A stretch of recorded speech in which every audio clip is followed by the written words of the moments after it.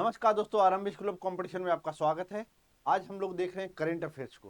Current affairs कोई भी state PCS का दोगे, अगर इसके बिना अगर गए तो आप रेस से ऐसे ही बाहर हो, क्योंकि इससे 30 से 35 क्वेश्चन आते हैं। अगर बिहार पीएससी की बात करें तो वहाँ लगभग 30 से 35 क्वेश्चन आते ही आते हैं।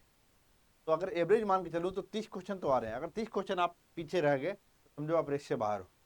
तो हमने यही किया है कि यूपी पीएससी और बिहार पीएससी को ध्यान में रखकर हम करेंगे दृष्टि घटना चक्र, स्पीडी और प्रतियोगिता दर्पण, ये सबका सम्मिश्रण करके हम पढ़ेंगे। लेकिन आज जो हम लेके आए हैं, दृष्टि का जो क्वेश्चन पॉइंटेड फॉर्म में दिया हुआ है, क्वेश्चन नहीं तो पॉइंटेड फॉर्म में जो करंट अफेयर है उसको लेकर आए। लेकिन उसको लेकर आए तो ऐसा नहीं कि मैं पढ़वा दूंगा, वो तो पढ़ा आप ही लोगे, लेकिन इसमें कुछ एडिशन कराऊंगा। एडिशन करवा के आपको कंप्लीट करवाऊंगा। ठीक है, तो क्वेश्चन आज देखते हैं।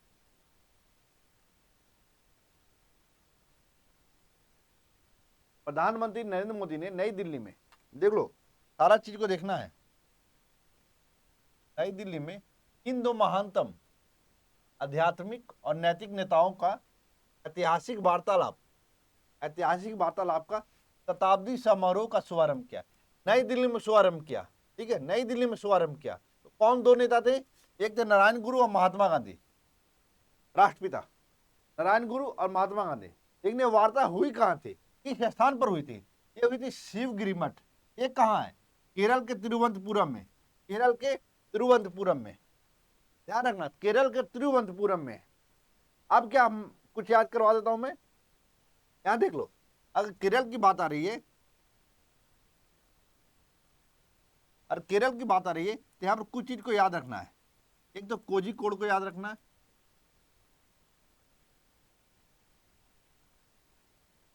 तो कोझिकोड तो साहित्यिक शहर,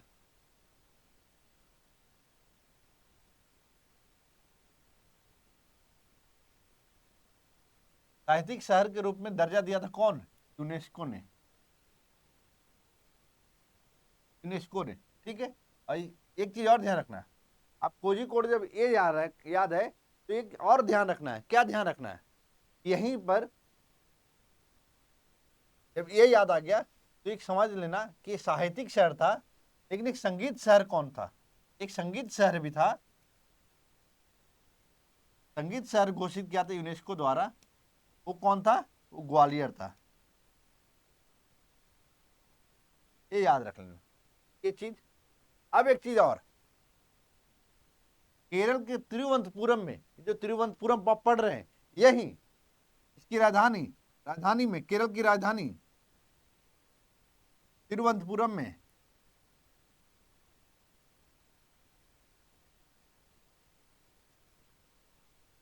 तिरुवनंतपुरम के एक जगह है,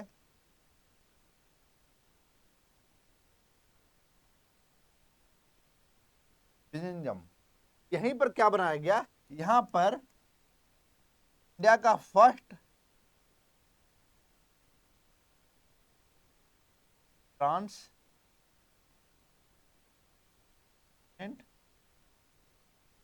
पोर्ट बनाया गया।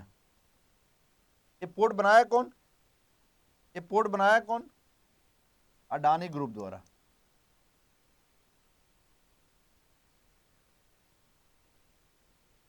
उद्घाटन कौन किया था इसका?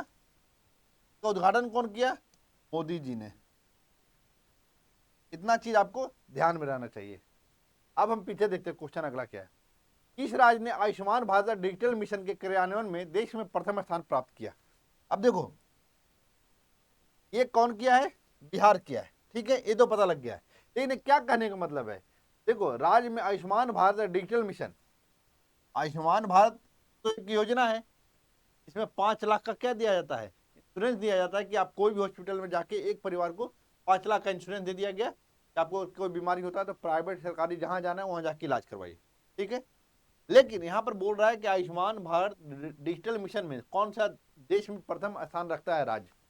तो देखो, ये कहने का मतलब है कि जितने भी ओपीडी हैं, सबसे ज्यादा कहां पर जो संख्या है पेशेंट का जो ऑनलाइन रजिस्ट्रेशन करवाते हैं, डिजिटली इनरोल्ड है, डिजिटली इनरोल्ड है, इसमें बिहार है। तो बिहार ही नहीं है सिर्फ, देखो एक बिहार तो पहला नंबर पे है ही, अपना यूपी भी पीछे नहीं है, और तीसरा आंध्र प्रदेश है। बिहार, यूपी, आंध्र प्रदेश, ये शॉर्टकट लिख रहा हूँ, ये याद कर लो। बिहार, यूपी, आंध्र प्रदेश, ये चीज को समझना पड़ेगा। अरे समझ रहे हो तो आपका टेंशन खत्म हो जाएगा। एक चीज जो ध्यान में रखना है कि बिहार का जो है 92% जो ओपीडी पेशेंट है रजिस्ट्रेशन करवाए हुए, ओपीडी वाले, ओपीडी वाले रजिस्ट्रेशन करवाए हुए। और क्या ध्यान रखना है कि अब ओपीडी रजिस्ट्रेशन करवाए हुए, भारत में आपको पता है, भारत में लगभग 11 इतना करोड़ लोग रजिस्ट्रेशन करवाए किए, ओपीडी रजिस्ट्रेशन है।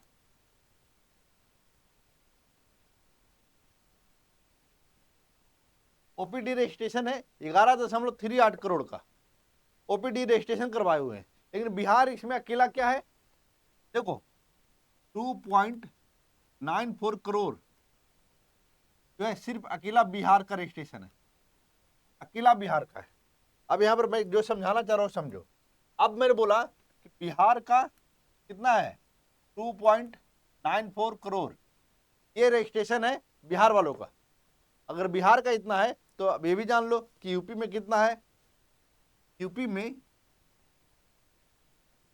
2.25 करोड़ ओपीडी रजिस्ट्रेशन करवाए हुए। आंध्र प्रदेश में हम तीन ही देखेंगे 1.7 करोड़ लोग ये रजिस्ट्रेशन करवाए हुए। ये समझो, इससे क्या समझ में आ रहा है। अब देखो बिहार को नंबर 1 मिल गया, अब इस पे डिजिटली इनरोल्ड है, रजिस्ट्रेशन करवाए हुए हैं। अब इस पे गर्व किया जाए, इस पे दुख जताया जाए। आप सोचो यहाँ ज्यादा पेशेंट है, इसका मतलब यहाँ ज्यादा पेशेंट है इसलिए ज्यादा इनरोल्ड है। एक मतलब तो ये भी निकलता है। आप देखोगे दिल्ली के एम्स में जाओगे ज्यादातर आपको बिहार और ईस्ट यूपी के लोग मिलेंगे। अब वही स्थिति है, बिहार में 2.94, यूपी में 2.25 करोड़, आंध्र प्रदेश में 1.7 करोड़ लोग इनरोल्ड है। समझ रहे हो किस में, आयुष्मान भारत डिजिटल मिशन में। और इसका शुरुआत कब हुआ था, इसका जो शुरुआत हुआ था आयुष्मान भारत का, ये 2021 में हुआ था। 2021 में इसका शुरुआत हुआ था, ठीक है।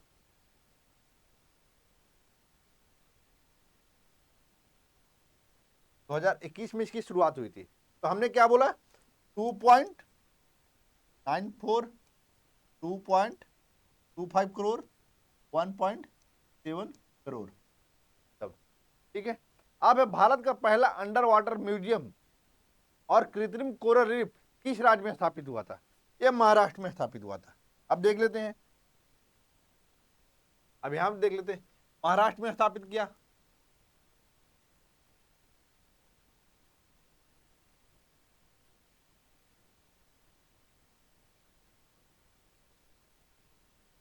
इमेज मतलब महाराष्ट्र है, ठीक है। अब महाराष्ट्र में कुछ चीजें ध्यान रखना है हमें। सबसे पहले क्या ध्यान रखना है, ये जो म्यूजियम और कोरल रीफ बना संग्रहालय, ये तो महाराष्ट्र में बना है। लेकिन इसमें और क्या समझना है, इसमें समझना यह है कि यहाँ का विधानसभा सीट कितना है 288, इधर समझ लेना है। सभा राज्यसभा सीट कितनी 48, 48 और राज्यसभा में कितने हैं 48 और राज्यसभा में कितने हैं 19। हाँ ये विधान सभा है। अब विधान परिषद, देखो ये ऐसा राज्य है जहां पर विधान परिषद भी है, ये ऐसा राज्य है जहां पर विधान परिषद भी है। और देखो विधान परिषद का सीट, लोकसभा का सीट जो होता है, विधानसभा का जो सीट होता है मैक्सिमम 500 हो सकता है। और जितना भी विधानसभा की सीट है इसका 1/3 हो सकता है क्या, ये विधान परिषद का सीट। तो 6 राज्य है ऐसा जहां पर क्या है विधान परिषद और विधानसभा दोनों है। तो अपना पहले बिहार, यूपी, महाराष्ट्र, कर्नाटक, आंध्र प्रदेश, तेलंगाना, ये 6 राज्य है, ठीक है। ये समझ लिया आप, ये समझ लिए तो आपको समझना और क्या है, इसका राज्यपाल कौन है, गवर्नर कौन है, सीपी राधाकृष्णन। ये न्यूज में भी अभी आ गए थे, क्यों आ गए थे, न्यूज में इसलिए आ गए थे कि मराठी वर्सेस हिंदी का जो वहां पर विवाद चल रहा था, उसमें इन्होंने बोल दिया था कुछ मराठी को लेकर, इसी बात पे थोड़ा विवाद हुआ था। अब सीएम कौन है? देवेंद्र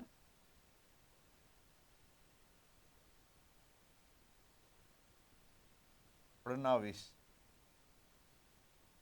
ये इतना चीज आपको ध्यान में रखना है इसके मतलब में। और क्या याद रखना है? ये चीज याद हो गया। तो हमने यहाँ को जो क्वेश्चन दिया था आपको, ये जो क्वेश्चन था ये अंडर वाटर की बात कर रहा था, ये अंडर वाटर की बात कर रहा है। अगर ये अंडर वाटर की बात कर रहा है म्यूजियम और कृत्रिम कोरल रीफ का, तो हम अंडर वाटर की बात आ गया तो हम थोड़ा सा समझ लेते हैं कि अंडर वाटर का भी चीजें क्या है। तो अगर वाटर की बात आ जाए, अगर वाटर की बात आ जाए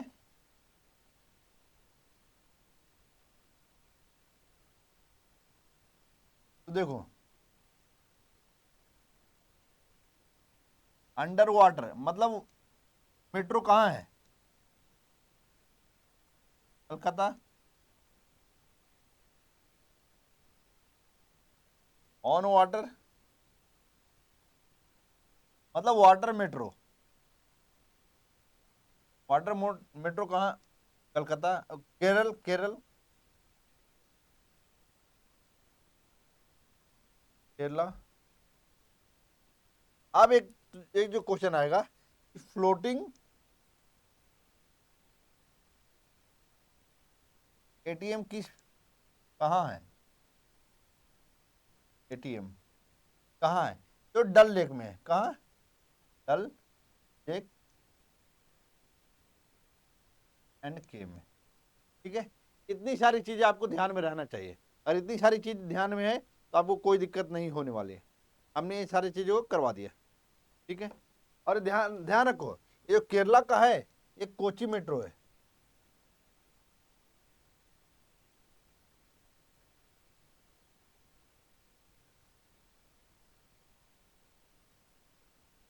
जम्मू कश्मीर में पीएम मोदी द्वारा अनावरण किया गया दुनिया का सबसे ऊंचा रेलवे आर्क।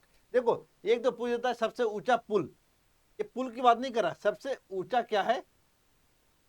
सबसे ऊंचा क्या बोल रहा है? सबसे ऊंचा बोल रहा है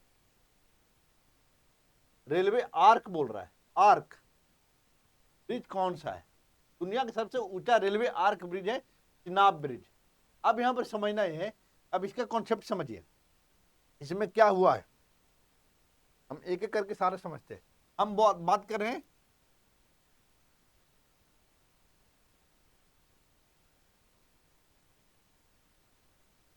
चिनाब ब्रिज का, बात कर रहे हैं। देखो, यहां पर एक चीज, चिनाब ब्रिज जो एक कैसा ब्रिज है? आर्क ब्रिज है, आर्क ब्रिज है और सबसे ऊंचा है। अब इसमें क्या समझना आपको? सबसे पहले ये चिनाब नदी पर है,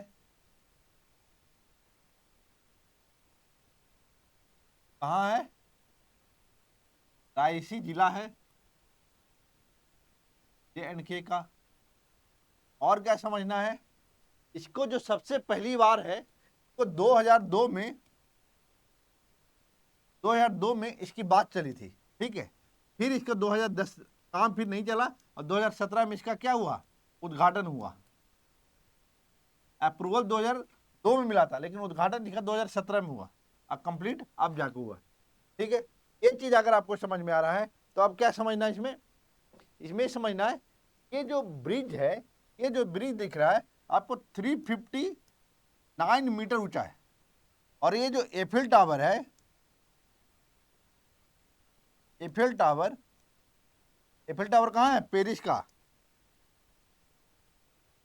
इससे कितना ऊंचा है? एफिल टावर से भी ऊंचा है, एफिल टावर से भी ये ऊंचा है। कितना ऊंचा है? ये 35 मीटर ज्यादा ऊंचा है, के तुलना में 35 मीटर ज्यादा ऊंचा है, 35 मीटर ज्यादा ऊंचा एफिल टावर से भी। तो आर्क ब्रिज जो है एफिल टावर से भी ऊंचा है, समझ रहे हैं आप?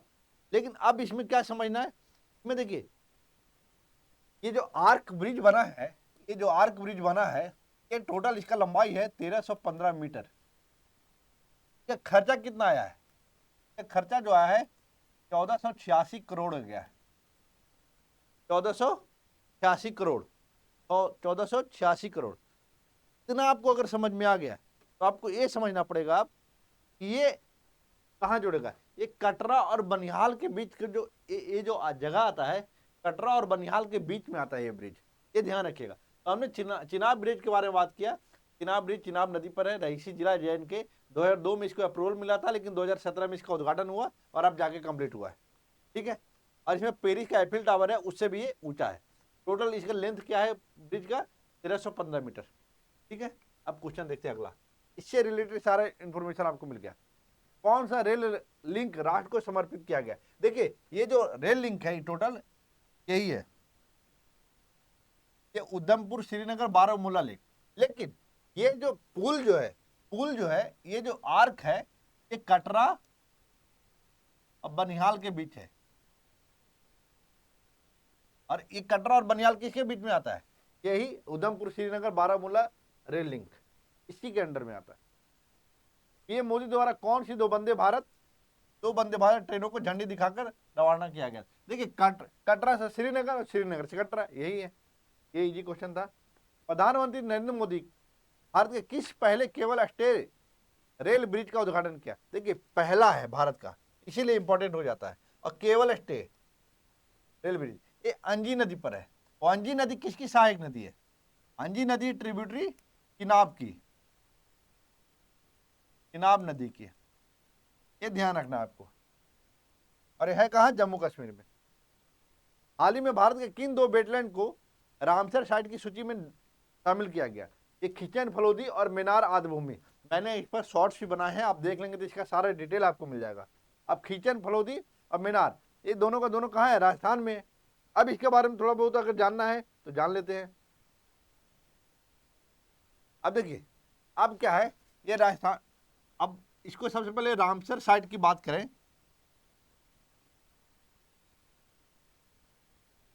रामसर साइट की बात करें, सबसे पहले बात तो ये रामसर है कहाँ, रामसर है ईरान का शहर, ईरान का शहर का मीटिंग हुआ था 2 फरवरी 1971 को रामसर में। लेकिन ये लागू कब हुआ, लागू हुआ 1975 में। लेकिन भारत इसमें नहीं जुड़ा था। भारत कब जुड़ा, भारत जुड़ा 1982 में। अब समझ में आया। 2 फरवरी को इसीलिए हम लोग वेटलैंड डे मनाते हैं। ठीक है, रामसर साइट। अब क्या है, ये जो खींचन जो है, देखो इसके अलावा राजस्थान में और कौन कौन है। ये राजस्थान में अब 4 वेटलैंड है। एक केवलादेव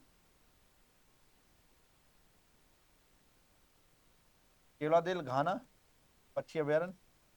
अब क्या है दूसरा, सांवर जो जयपुर के पास है। किचन हो गया, किचन फलोदी डिस्ट्रिक्ट है, किचन फलोदी डिस्ट्रिक्ट राजस्थान में है। ठीक है, देखो ये मैं बताना चाह रहा हूं। देखो ये खींचन है फलोदी डिस्ट्रिक्ट में, और एक मीनार आदि भूमि है जो उदयपुर में है। ध्यान रखना है।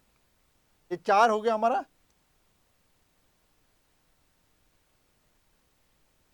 ये राजस्थान में, ये उदयपुर डिस्ट्रिक्ट है, ये फलोदी डिस्ट्रिक्ट है, ये जयपुर, ये केवलादेव घाना।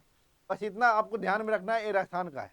अब टोटल रामसर साइट भारत में कितना हो गया, 91।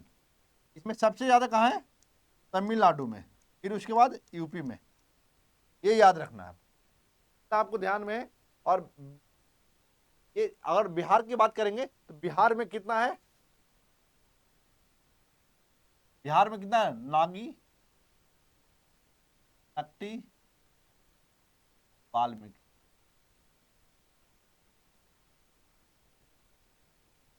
ठीक है, बिहार में कौन कौन है, ये हो गया नागी नक्टी। अब इतना सारा चीज आपको याद हो गया तो आप आराम से इसको कर लो, ये चीज खत्म हो गया।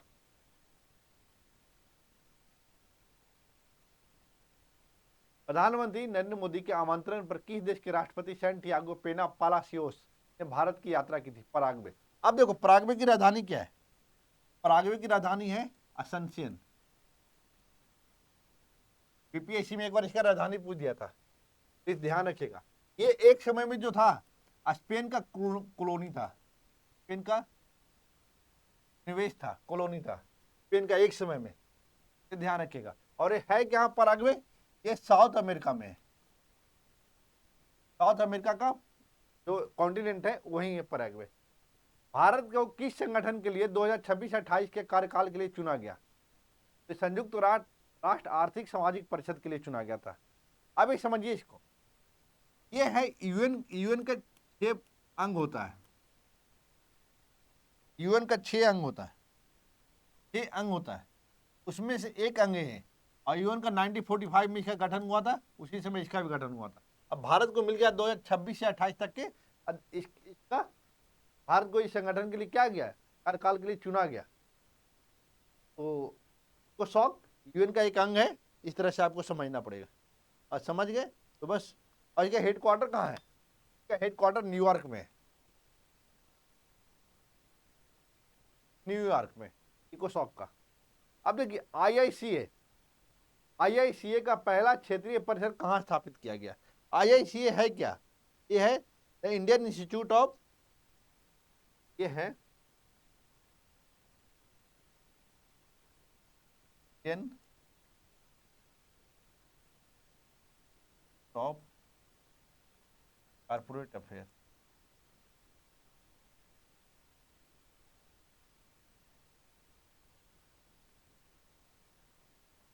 एक क्या होता है, वाणिज्य मंत्रालय के अधीन है, कॉमर्स मिनिस्ट्री के अंडर में है। और इसीलिए इसने क्या किया है, ये अपना पहला क्षेत्रीय कार्यालय कहाँ स्थापित किया? न्यू शिलोंग टाउनशिप में। मेघालय का राजधानी शिलोंग है, तो वहीं पर न्यू शिलोंग टाउनशिप है, वहीं पर इसका पहला क्षेत्रीय कार्यालय खोला गया है। तो आईआईसीए, अगर ऐसा लिखा हुआ तो ऐसे कंफ्यूज मत हो जाओ। IICA Indian institute of corporate affair, आपको दिमाग में रखना, ठीक है। ये चीजें आपको अगर आ गया तो क्लियर हो गया। अगला देखते हैं, ये बोल रहा है एलआईसी ने कौन सा रिकॉर्ड हासिल किया? एलआईसी क्या हुआ, तो एक अभियान चलाया। अभियान क्या चलाया था? अच्छा ये नीचे बचा है, भारत अपनी तरह का पहला चेरी कार्गो ट्रेन। देखिए ये भी चेरी कार्गो ट्रेन चलाया कहाँ? 2 स्थानों के बीच। कहाँ चलाया है? कटरा और जम्मू कश्मीर के बीच में, मतलब कटरा और बांद्रा के बीच में, या जम्मू कश्मीर और महाराष्ट्र के बीच में। कटरा या कटरा से बांद्रा, कटरा जम्मू कश्मीर में, बांद्रा महाराष्ट्र में। चाहे आप बोलो कटरा से बांद्रा या जम्मू कश्मीर से महाराष्ट्र, ये ध्यान रखना। कार्गो चेरी ट्रेन चला, चेरी ट्रेन, पहली चेरी ट्रेन। किस भारतीय कंपनी ने 20 जनवरी 2025 को मैड मिलियन डे को बोलते हैं, मैड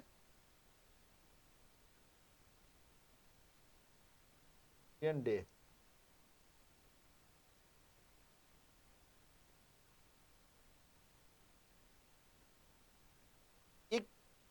को नया गिनीज वर्ल्ड रिकॉर्ड में शामिल किया गया? देखिए 20 जनवरी को एलआईसी कंपनी थी, एलआईसी इसने क्या किया कि 20 जनवरी को एक ऐसा कारनामा किया, इसमें एक गिनीज बुक ऑफ रिकॉर्ड में इसका नाम शामिल हो गया। क्यों हो गया?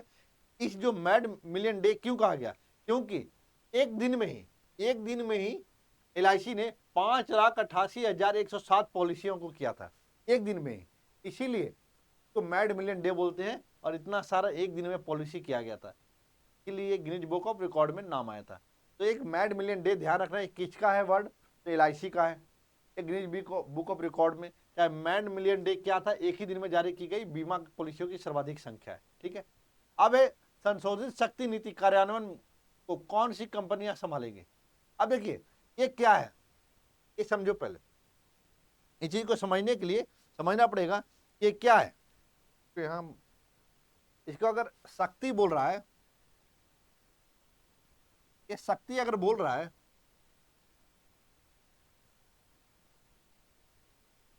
ये शक्ति है क्या? ये शक्ति है क्या? शक्ति समझना पड़ेगा। इसको बोलते हैं स्कीम ऑफ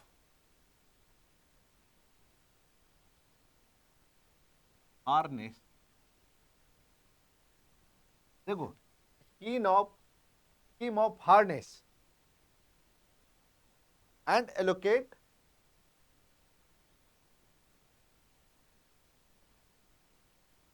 देखो एलोकेट एंड एलोकेट कोयला, तो क्या कोयला ट्रांसपेरेंटली इन इंडिया।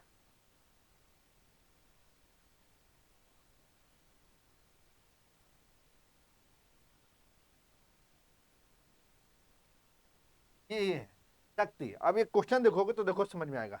ये क्या बोल रहा है कि शक्ति नीति, शक्ति नीति,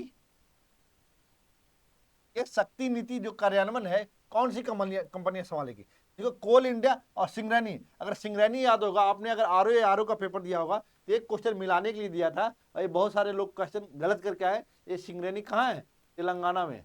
लेकिन हमने गलत करके क्या आया, सारे लोगों ने सिंगरेनी को मार के आ गया, कोई और गलत करके आए। तो ध्यान रखना इसमें क्या है, कोयला कंपनियों को एक सहयोग लेगा, कई कंपनियों को मिलाया जाएगा, अब मिला के एक जो कोयला उत्पादन है उसको बढ़ा, मतलब ऊर्जा उत्पादन को बढ़ाने पर एक केंद्रित। ठीक है, इस चीज को अगर समझ लिए तो समझ लो। एक चीज और इसमें क्या समझना है, अब ये तो समझ लिए, तो कोयला की बात आ गई। जब बात कोयला की आ गई, दो तरह से चीज होते हैं। कोल, कोल में क्या है, एक रिजर्व होता है, एक प्रोडक्शन होता है, कहाँ ज्यादा उत्पादन हो रहा है कहाँ कम हो रहा है, ये दो चीजें होता है। अगर ये चीजें समझ में आ रहा है तो देखो, कोल में क्या है कि उड़ीसा, झारखंड, छत्तीसगढ़ क्या करता है, ये रिजर्व रखता है। उड़ीसा, झारखंड और छत्तीसगढ़ रिजर्व रखता है। लेकिन जब देखेंगे उड़ीसा, छत्तीसगढ़ और एमपी, उड़ीसा, छत्तीसगढ़ और एमपी ये प्रोडक्शन करता है, प्रोडक्शन करता है। अब एक चीज और क्या समझना है यहां पर, अगर देखा जाए, अगर ये देखा जाए तो हम जो हैं, जो हमारे पास जो भारत में जो कोल का रिजर्व है, भारत में जो कोल रिजर्व है इंडिया में, कोल रिजर्व में 5th पोजीशन है। समझ में आ रहा है, कोल रिजर्व में 5th पोजीशन है। लेकिन हम सबसे बड़े क्या है, लेकिन हम सेकेंड कोल कंज्यूमर है। मतलब हम दूसरा सबसे ज्यादा प्रयोग करने वाले हैं, उपभोक्ता है, लेकिन हमारे पास जो रिजर्व है विश्व में 5वें स्थान पर है। इतने सारी चीजों को आपको ध्यान में रखना है। तो आपको शक्ति किस चीज से, कोयला से रिलेटेड है। अगर ये चीज भी समझ में आ जाएगा तो आपको याद रहेगा कि शक्ति किससे संबंध होगा, कोयला ट्रांसपेरेंटली इन इंडिया, कोयला ट्रांसपेरेंटली इन इंडिया, ये ध्यान रखना है आपको। ठीक है, अब देखिए कोल इंडिया लिमिटेड वाला ये हो गया। भारत की अपनी तरह की पहली स्वदेशी रूप से विकसित सरकारी वित्त पोषित एआई आधारित मल्टी मॉडल एलएलएम, एलएलएम की बात कर रहा है। क्या नाम रखा है उसको, भारत जेन नाम रखा है, भारत जेन।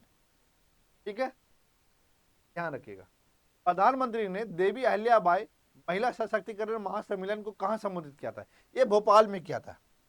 अब देखिए अहिल्याबाई मालवा में राज करती, मालवा जो जो पठार है, वो मालवा क्षेत्र जो है वहां वो राज करती थी। एक तो ये मराठा से संबंधित थी, लेकिन ये मालवा प्रदेश में राज करती थी। मालवा प्रदेश में क्या करती थी, ये राज करती थी। लेकिन यहाँ पर समझना ये है कि अभी इनका क्या था, 300वीं जयंती था, 300वीं जयंती था। अब क्या होगा, जब 300वीं जयंती था, जन्मोत्सव मतलब जन्म का, जन्म दिवस, इसमें क्या हुआ कि 3 क्वाइन मोदी जी ने जारी किया, 300 का, 300 रुपए का। ठीक है, क्वाइन। और क्या हुआ कि यहां पर अहिल्याबाई को एक तरह से बहुत पावरफुल महिला माना जाता था। इसी को ध्यान में रख के शुरू किया गया। प्रधानमंत्री ने अहिल्याबाई महिला सशक्तिकरण महासम्मेलन वहां हो रहा था भोपाल में, उसी को पार्टिसिपेट किया, क्योंकि इनका 300वीं जन्मोत्सव था, जन्म के दिवस के 300 वर्ष हो गए। ठीक है, इसमें और क्या समझना है, इसमें ये समझना है यहां पर अहल्याबाई को देखो हिंदी में लिखोगे तो अहल्याबाई है, जब आरो आरो को पेपर दोगे तो अहल्याबाई होता है, अहिल्याबाई ऐसे लिखते हैं हम लोग, लेकिन अहल्याबाई है। इसमें एक समझना क्या है, इनको ना पुण्य श्लोक के रूप में जाना जाता है, पुण्य श्लोक। एक हिस्टोरियन है जॉन की, जॉन की, इनको बोलता है फिलोसफर ऑफ की,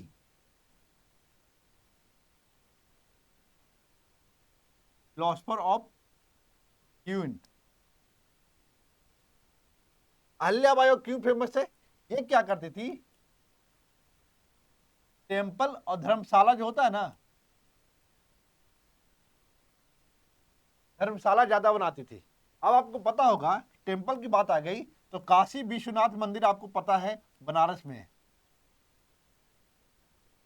काशी विश्वनाथ मंदिर तो क्या करवाई थी, रिपेयर करवाई थी।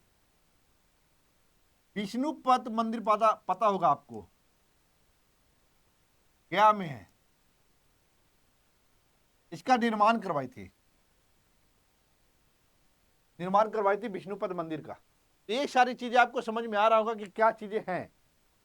ये अहल्याबाई का ये था रौला। और एक चीज और क्या ध्यान रखना है कि इनकी राजधानी क्या था, ये राजधानी मालवा का राजधानी क्या बनाई थी, महेश्वर को बनाई थी। यही महेश्वर आज एमपी के रूप में जाना जाता है। ठीक है, ये सारी चीजें अहल्याबाई के बारे में आपको हमने बता दिया। अब देखिए ये तो हो गया, अब देखते हैं अगला। लोक माता देवी अहल्याबाई होलकर कौन सी जयंती बनाई, 300वीं हमने बता दिया। नरेंद्र मोदी ने किस विद्युत परियोजना को पहली बार, देखिए ये क्या है,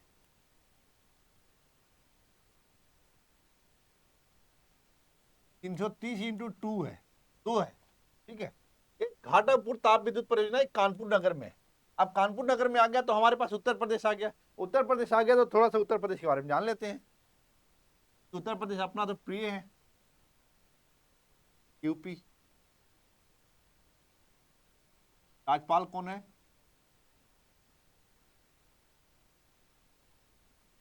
आनंदी बेन, सीएम आदित्यनाथ। इनको तो बताने की जरूरत नहीं है, सबको पता है। अब यहां पर समझना क्या है कि आप विधानसभा भी है, विधान परिषद भी है, लोकसभा, राज्यसभा, ये सीटें आपको पता होना चाहिए। ये सीट आपको पता है तो आप आराम से कर लोगे। कैसे कर लोगे, लोकसभा, राज्यसभा, विधानसभा, ये सीटें इसलिए करवा रहा हूं ताकि इससे भी क्वेश्चन आ जाता है कभी कभी मिलाने के लिए। जब मिलाने के लिए आता है तो आपको पता होना चाहिए। तो ये क्या होगा, 403 सीट विधानसभा का, 100 सीट का विधान परिषद का, लोकसभा का क्या है 80 सीट और 31 सीट।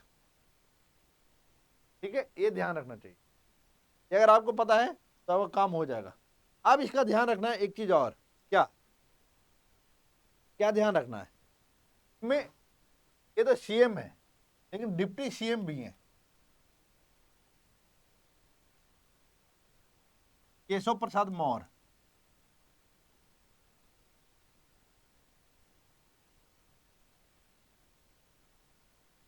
ब्रजेश पाठक,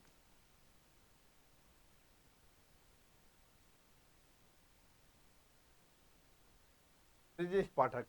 ऐसा ही देखिएगा कि कई राज्यों में हो सकता है क्वेश्चन पूछ दे कि कितने राज्यों में 2 डिप्टी सीएम है, जैसे विधान परिषद पढ़ लेते हैं वैसे। तो ये आप कमेंट में बताइए कितने राज्यों में 2 सीएम वाली सरकार है, 2 डिप्टी सीएम वाली सरकार है।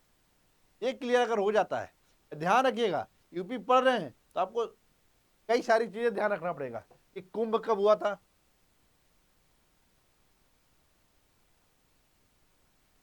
कुंभ का डेट क्या है, डेट बताओ, ये पूछ देगा डेट डायरेक्ट।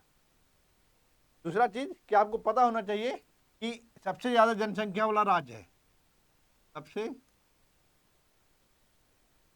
ज्यादा संख्या यही है, सबसे ज्यादा विधानसभा सीट यही है, सबसे ज्यादा लोकसभा सीट यही है, सब चीज में अव्वल है, ध्यान रखिएगा। अब ये हमारा काम हो गया। अब rising north east investor summit, ये इंपॉर्टेंट है क्योंकि नॉर्थ ईस्ट के विकास पर जब से ये सरकार बनी है, नॉर्थ ईस्ट के डेवलपमेंट पे बहुत काम किए। नॉर्थ ईस्ट का डेवलपमेंट का एक बड़ा कारण यह भी है कि जहाँ लोग एक दूसरे से जुड़े महसूस करेंगे, साथ ही हमें बॉर्डर पे काम करने को मिलेगा। तो पिछली सरकार रही थी, वो बॉर्डर पर जो चाइना बॉर्डर जो लग रहा था, वहाँ पर बहुत कम काम हुआ था, तो वहाँ पर भी डेवलपमेंट एक गवर्नमेंट ने बहुत काफ़ी किया था। तो यहाँ पर इसको समझना पड़ेगा कि है क्या। देखिए, ये जो समिट हुआ था, इस समिट में प्रधानमंत्री मोदी जी तो गए ही थे। यहाँ पर जो इस समिट में 4.3 लाख करोड़ का इन्वेस्टमेंट आया। इन्वेस्टमेंट का MOU हुआ। अब इसमें से एक चीज ध्यान रखो, 1,55,000 करोड़, इसमें अंबानी, अडानी और अनिल अग्रवाल,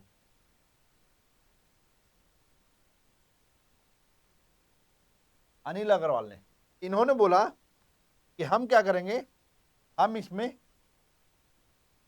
75,000 करोड़ इन्वेस्ट करेंगे। अडानी बोलते हैं हम 50,000 करोड़ करेंगे।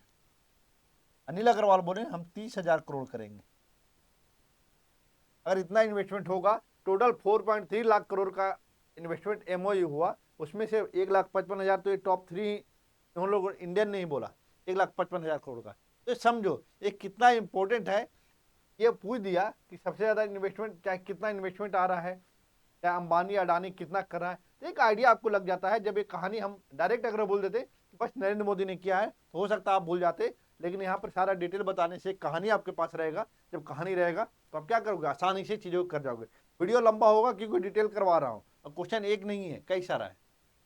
यह समिट कहाँ आयोजित हुई थी, यह समिट कहाँ हुई थी, भारत मंडपम दिल्ली में। अब देखो ये भी कंफ्यूजन होता है। अब क्या है, ये क्वेश्चन पढ़ लिए, rising north east investor summit, अब लगेगा नॉर्थ ईस्ट में हुआ है, ठीक है, लेकिन वेन्यू दिल्ली में था, भारत मंडपम में। ध्यान रखिए, एक याद रख लीजिए, CISF की से माउंट एवरेस्ट पे पहुंचने वाली पहली व्यक्ति कौन है, ये गीता समोता को याद रख लीजिए। इस राज्य ने गोवा, कर्नाटक, केरल के बाद कोंकण रेलवे कॉर्पोरेशन लिमिटेड के भारतीय रेलवे के साथ विलय की मंजूरी दी। ये महाराष्ट्र दिया, और महाराष्ट्र का हमने सारा कुछ बता दिया है, याद रख लीजिएगा। 288, 48, 19, ये सब सारा हमने आपको बता दिया है। 48, 19, ये सब सारा आपको, 78, ये सब सारा कुछ मैं बताऊंगा नहीं, बस ऐसे बता रहा हूं, तो आपको ध्यान में आना चाहिए। अगला देखिए, चुनाव आयोग ने एक मतदान केंद्र पर अधिकतम मतदाताओं की संख्या 1,500 से घटा के कितना कर दिया, 1,500 से नीचे लाके 1,200 कर दिया। अब यहाँ पर समझना आइएगा, अब चुनाव आयोग की बारी आ गई है, तो थोड़ा सा जान लो क्योंकि इससे भी क्वेश्चन बनते ही हैं। तो हम बोल रहे हैं इलेक्शन कमीशन।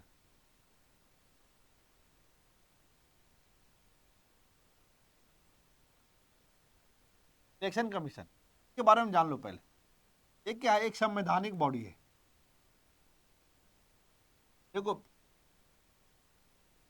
RO में पूछा था कि किस तरह का कौन संस्था है जो वैधानिक है या संवैधानिक है, तो ध्यान रखना कि वित्त आयोग संवैधानिक है, लेकिन उसने वैधानिक मान लिया है, अभी उस पर चैलेंज होगा।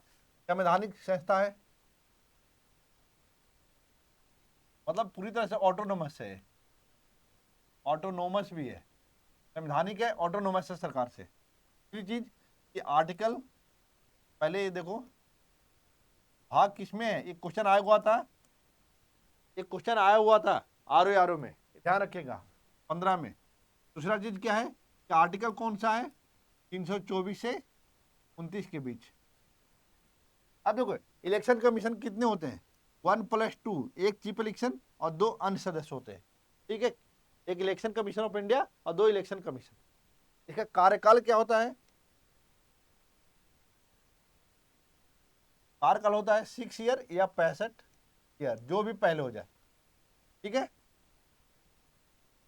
जो पहले हो जाएगा वो होगा।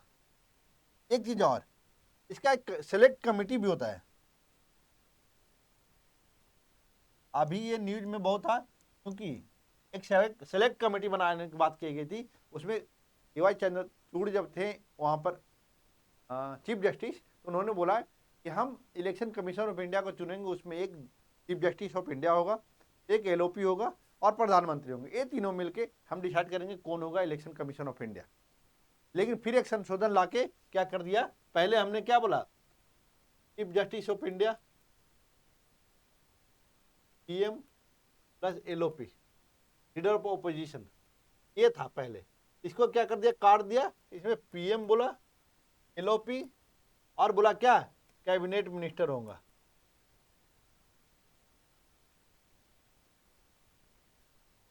कैबिनेट मिनिस्टर की बात कर दिया गया। अब ये तीनों मिलकर तय करेंगे क्या, ये तीनों मिलकर तय करेंगे कि कौन होगा इलेक्शन कमीशन ऑफ इंडिया, और मतलब इलेक्शन कमीशन ऑफ इंडिया और इलेक्शन कमिश्नर कौन होगा। ये चीजें आपको क्लियर हो गया होगा, मुझे पूरा उम्मीद है कि ये क्लियर हो गया होगा। अब देखिए इसमें क्या है कि एक बार अपॉइंट हो गया, रीअपॉइंटमेंट नहीं होता,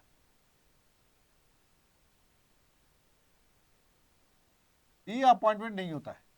दूसरा चीज क्या है कि इसका रीअपॉइंटमेंट नहीं होता, और इलेक्शन कमीशन अगर कोई बना हुआ है, अगर उसको चीफ इलेक्शन कमिश्नर बना देता है, तब भी वो 6 वर्ष से, टोटल 6 वर्ष से ज्यादा वो काम नहीं कर सकता। मतलब मैंने इलेक्शन कमीशन के तौर पर 2 साल काम कर लिया, फिर मेरे पास 4 साल ही है, या 65 वर्ष जो पूरा हो जाएगा हम वो काम करेंगे, उससे ज्यादा आपको नहीं मिलेगा। ऐसा ना हो 2 साल आपने इलेक्शन कमीशन के तौर पर काम किया, अब आपको हम 6 साल दे देंगे इलेक्शन कमीशन ऑफ इंडिया के रूप में, नहीं, ऐसा नहीं है। ठीक है, ये चीज को क्लियर कर लीजिएगा, समझ गए। ये चीज क्लियर करना बहुत जरूरी है। इसमें क्या होता है, ये रिजाइन किसको करेगा, रिटर्न में देगा, किसको, प्रेसिडेंट को। एक तो कार्यकाल पूरा हो जाएगा तो हट जाएगा, लेकिन रिजाइन करना हो तो प्रेसिडेंट को देगा। ठीक है, इसका सैलरी जो होता है सुप्रीम कोर्ट के जज इतना होता है, ध्यान रखिएगा, सुप्रीम कोर्ट के जज इतना। अब ठीक है, ये चीजें खत्म हो गई। अब एक चीज और है, एक सीट जो होता है, एक जो सीट लेता है, एक सीट कितना संख्या पर होता है, 10 लाख पर MP का होता है, ध्यान रखिएगा। अब 1500 पर एक बूथ होता था, अब 1200 कर दिया गया। नीति आयोग की 87% की 10वीं बैठक की अध्यक्षता किसने की थी। देखिए नीति आयोग जो है, नीति आयोग जो है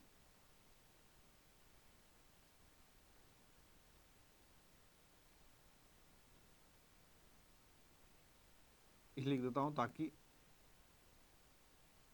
नेशनल इंस्टीट्यूशन ऑफ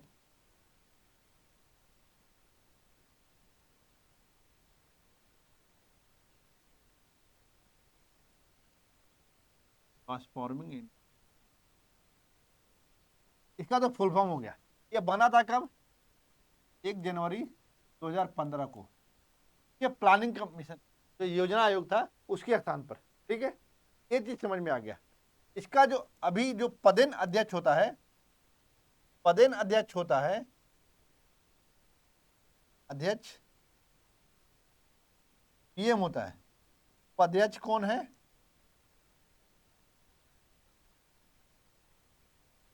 सुमन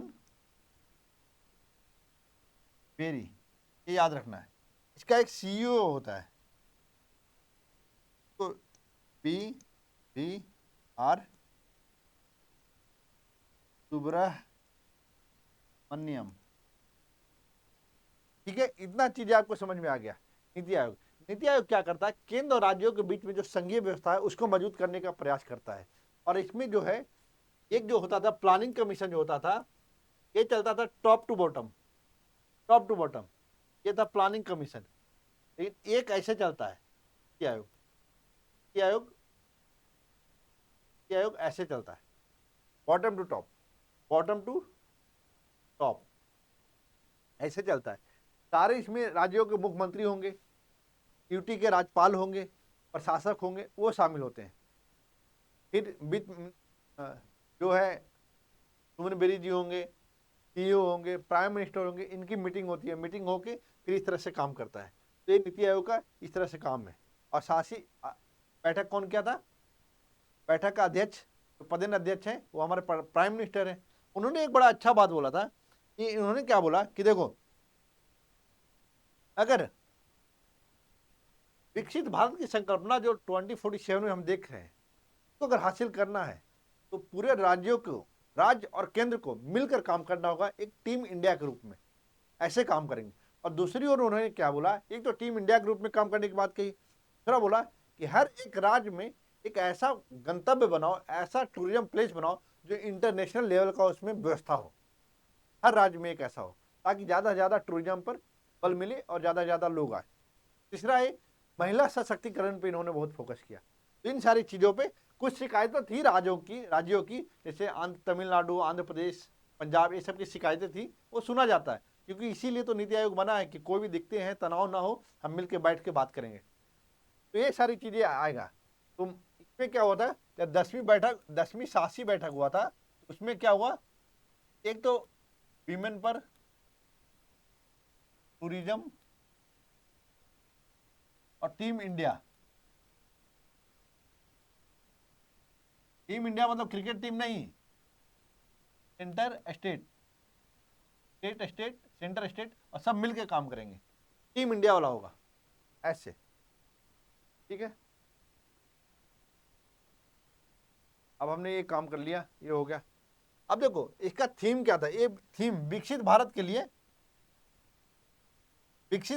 2047, बस इतना भी याद रहेगा, 2047 में विकसित भारत बनाना है। हमने अभी बताया भी था कि विकसित भारत बनाना है तो टीम इंडिया के रूप में काम करना है, और विकसित भारत का लक्ष्य कब है, 2047।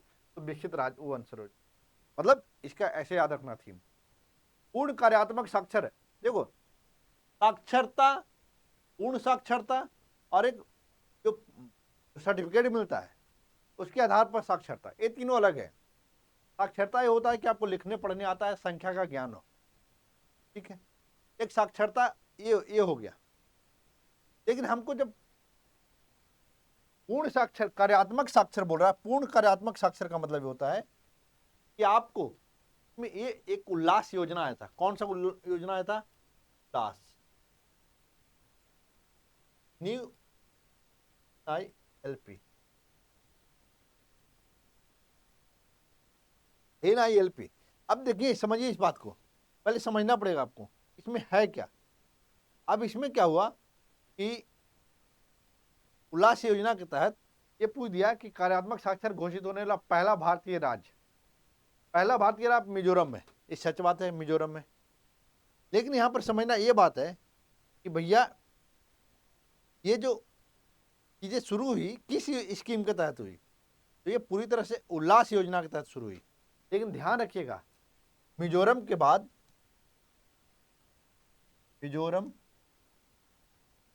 कौन आया? गोवा,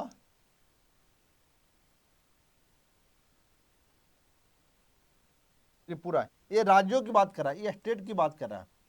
लेकिन इससे पहले यूटी कौन था? लद्दाख। लद्दाख सबसे पहला ऐसा यूटी था। अगर केंद्र और राज्य और यूटी की बात करें तो सबसे पहले लद्दाख को मिला था, उसके बाद मिजोरम, गोवा, त्रिपुरा। में यही होता है, जो 15 वर्ष या उससे अधिक लोग हैं जो औपचारिक शिक्षा से बाहर रह गए हैं, उनको साक्षर बनाने के लिए यह एक पहल था, उल्लास। तो ये ध्यान रखिएगा, ये बहुत इंपॉर्टेंट है, बहुत ही ज़्यादा इंपॉर्टेंट है। और इसको वही होता है कि अगर प्रमाण पत्र देना है तो जितने गैर साक्षर हैं इनको आधारभूत साक्षरता होना चाहिए, साइन करने आना चाहिए, पढ़ने आना चाहिए, तो संख्या का ज्ञान होना चाहिए, उसका थोड़ा वित्तीय ज्ञान होना चाहिए, इन सारी चीज़ों को उनको नॉलेज होना चाहिए। अगर और इसके लिए क्या होगा, अगर ऐसा है तो उनको एक परीक्षा उत्तीर्ण करना पड़ेगा, और उत्तीर्ण कर जाता है वहाँ पर दे दिया जाएगा एक सर्टिफिकेट, हाँ ये पूर्ण कार्यात्मक साक्षरता वाला जिला।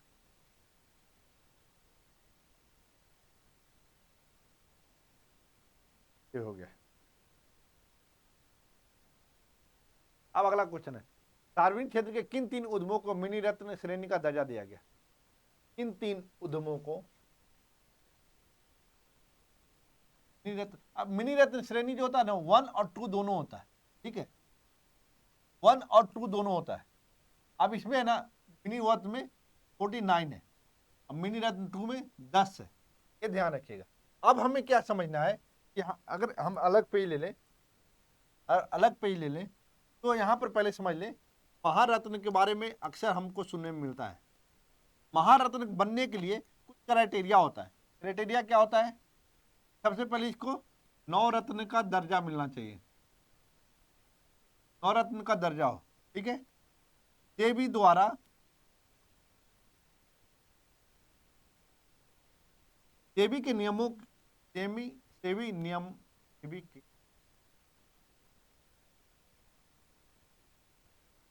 अनुसार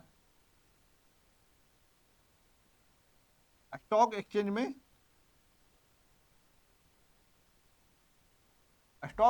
क्या होना चाहिए? सूचीबद्ध होना चाहिए, सूचीबद्ध हो, ठीक है। ये है। अब एक 3 वर्ष वाला है। पिछले 3 वर्षों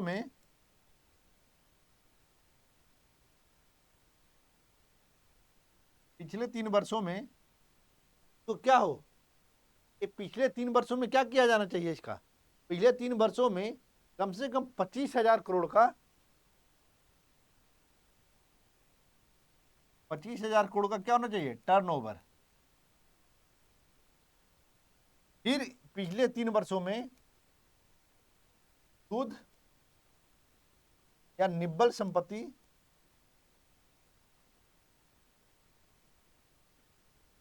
15,000 करोड़ से ज्यादा होना चाहिए, 15,000 करोड़ से ज्यादा होना चाहिए। तीसरा चीज, पिछले 3 वर्षों में शुद्ध लाभ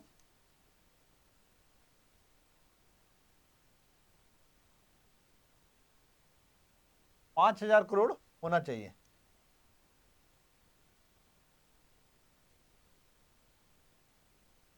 बहुत सारे इसका क्राइटेरिया के साथ साथ कुछ फैसिलिटी भी है, वो वीडियो लंबा हो जाएगा, बस इतना जान लो। महारत्न, नवरत्न, मिनी रत्न 1 और 2। अब यहां पर देख लो, अब इसकी बात करेंगे, ये समझ लो, अगर महारत्न की बात करेगा तो ये टोटल 14 है, नवरत्न की बात करेंगे तो ये 26 है, मिनी रत्न 1 की बात करेंगे तो 49 है, और मिनी रत्न 2 के बारे में 10 है। हमें उम्मीद है कि सब दिख रहा होगा, ठीक है। इतनी सारी चीजों का अगर आपको ध्यान में है तो आपको कभी कोई परेशानी होने वाला नहीं है, ठीक है। बहुत सारे अच्छे से हम लोग पढ़ रहे हैं। अब देखो, एक क्वेश्चन को हमने कर लिया कि मिनी रत्न श्रेणी क्या। अब ये क्वेश्चन जनरली आएगा नहीं, मिनी रत्न श्रेणी से जो होते हैं तो मिनी रत्न श्रेणी में दर्जा दिया जाता है, जनरली पूछता नहीं क्योंकि इसकी संख्या ज्यादा होता है, ठीक है। फिर भी दिया हुआ है तो हम लोग पढ़ लेते हैं। आर व्हीकल निगम लिमिटेड, फिर इंडिया ऑप्टेड लिमिटेड, और म्यूनियसस इंडिया लिमिटेड। ये जनरली आएगा नहीं, मतलब फिर भी मैं सिर्फ इसके माध्यम से मैंने बता दिया कि महारत्न, नवरत्न क्या क्या है। दिन के समय में बिजली की पूरी मांग सौर ऊर्जा पूरा करने वाला, दिन के समय की बिजली की पूरी मांग सौर ऊर्जा पूरा करने वाला पहला जिला कौन सा बना है? दीप बना है। देखो, पहले दादर नगर हवेली और दमन और दीव दोनों अलग अलग थे, लेकिन इसको मिला दिया गया, दमन और दीव और दादर नगर हवेली को एक कर दिया गया। मार्च 2025 में जारी भारत में डॉल्फिन की जनगणना के अनुसार किस राज्य में सर्वाधिक है? 2,397। ये उत्तर प्रदेश में, बिहार में 2,220, पश्चिम बंगाल में है 815, असम में है 635, असम में है 635। हमने इस पर शॉर्ट्स बनाया है, आप देख लीजिएगा, वहां से हो जाएगा क्लियर, ठीक है। ये प्रधानमंत्री मोदी द्वारा किया गया था, और गिर नेशनल पार्क में जब पहुंचे थे तो वहीं से डॉल्फिन।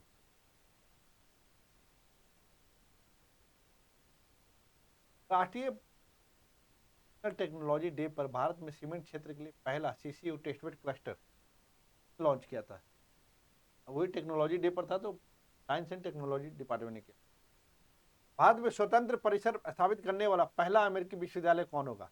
देखिए, पहला है ये, ठीक है ना, पहला अमेरिकी। आपने पढ़ा होगा डेकिन, ऑस्ट्रेलिया वाला सब आ गया, ऑस्ट्रेलिया के बाद नहीं कर, अमेरिकन पहली अमेरिकन है।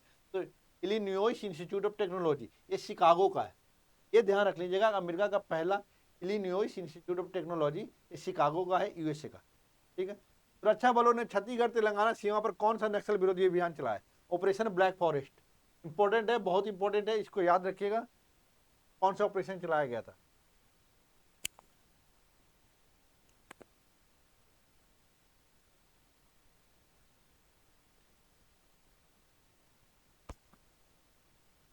बिहार सरकार ने गैस सर का नाम क्या बदल कर दिया? गैस जी कर दिया, गैस जी। भारत का पहला हाइड्रोजन ईंधन सेल चालित ट्रक किसने लॉन्च किया? अडानी इंटरप्राइजेज ने किया। अब यहां पर जो चीजें समझना है, एक चीज समझ लेते हैं। जब हाइड्रोजन की बात आती है,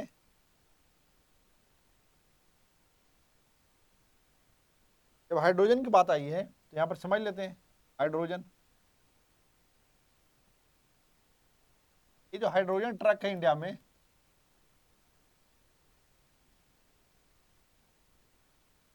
ट्रक बनेगा अडानी ग्रुप द्वारा। अब क्या हुआ, हमारे जो आईटी मिनिस्टर है अश्विनी वैष्णव, उन्होंने बोला है कि भैया हम भी ट्रेन चलाएंगे। ट्रेन 2027 तक सोनीपत से हिंद रूट पर, जो हरियाणा में है, ये चलाएंगे हम। क्या? हाइड्रोजन वाला, ठीक है, ये चलाएंगे ट्रेन 2027 तक। के लिए बजट भी घोषणा कर दिया गया, उस पर काम चल रहा है। लेकिन लेकिन फर्स्ट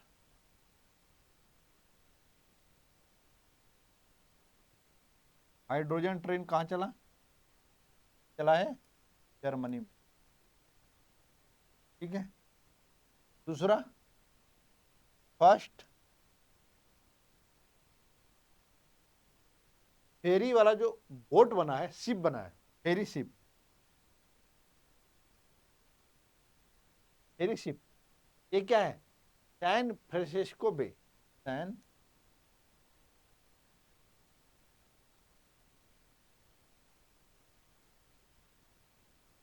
बे में चला है। ये कौन सा? कैलिफोर्निया, यूएसए में। ये चीज को आपको ध्यान में रखना है, इस चीज को आपको ध्यान में रखना बहुत जरूरी है। ये आप कर रहे हैं तो आप समझिए कि एक स्टेप आप आगे चल रहे हो, ठीक है, एक स्टेप आप आगे चल रहे हो। अब देखो, एक काम खत्म कर दिया हमने। हाइड्रोजन फ्यूल सेल ट्रक खनन कार्य हेतु किस क्षेत्र में लॉन्च किया गया है? छत्तीसगढ़ में, रायपुर में। किस क्षेत्र में? रायपुर में किया गया था हाइड्रोजन फ्यूल सेल ट्रक। ये ध्यान रखना है, इसको कनेक्ट करना है आपको। भारत सरकार ने प्रतिवर्ष किस तिथि को आधिकारिक रूप से आयुर्वेद दिवस मनाने? 23 सितंबर। अब देखिए, मोदी जी का बर्थडे याद रखिए तो ध्यान में रहेगा। मोदी जी का 17 सितंबर का होता है। 17 सितंबर में 6 जोड़ दीजिए प्लस 6, तो आपका याद आ जाएगा सितंबर।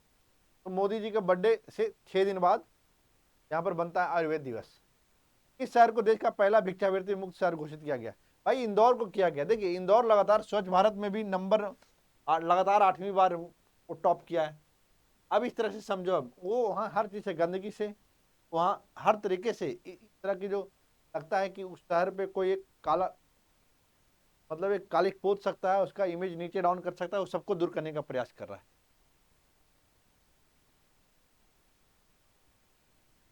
केंद्रीय मंत्रिमंडल ने इंडिया सेमीकंडक्टर मिशन के तहत नोएडा में किस इकाई की स्थापना की थी?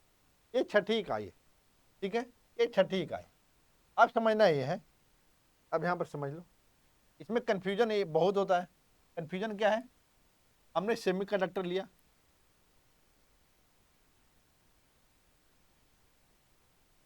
सेमीकंडक्टर, और टोटल 6 यूनिट बन, 6 यूनिट पे बात हो गया है।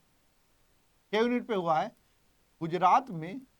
गुजरात का जो शहर है तो याद रखो, आनंद, आनंद, आनंद फुलेरा, ठीक है। ये 4 हो गया, यहाँ 4 है। एक क्या है? मोरीगांव, असम में। एक छठा क्या है, ये सिक्स्थ जो है, सिक्स्थ यूनिट जो है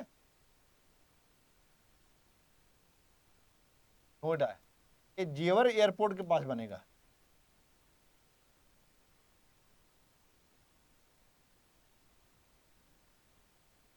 जेवर एयरपोर्ट के पास बनेगा। तो 6 सेमीकंडक्टर वाला हमने बता दिया कि 6 सेमीकंडक्टर का बनेगा। एक चीज ध्यान रखिएगा, भारत, एक अनुमान लगाया गया है कि अभी 2019 तक 2019 तक अभी जो मार्केट है इसका $22 बिलियन का है, $22 बिलियन का।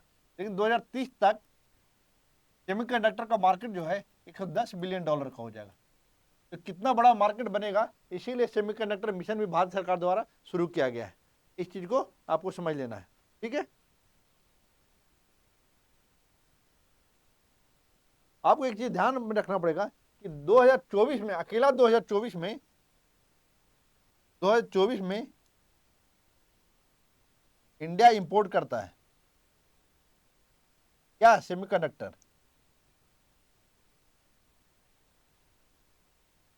कितना का, 1.71 लाख करोड़ का।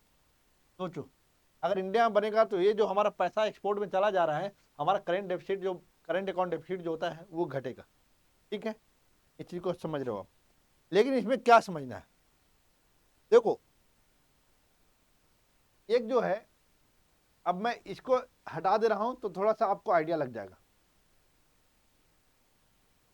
क्यों करवा रहा हूं, ये चीज को ध्यान रखिएगा। यहां पर एक टाटा कंपनी है,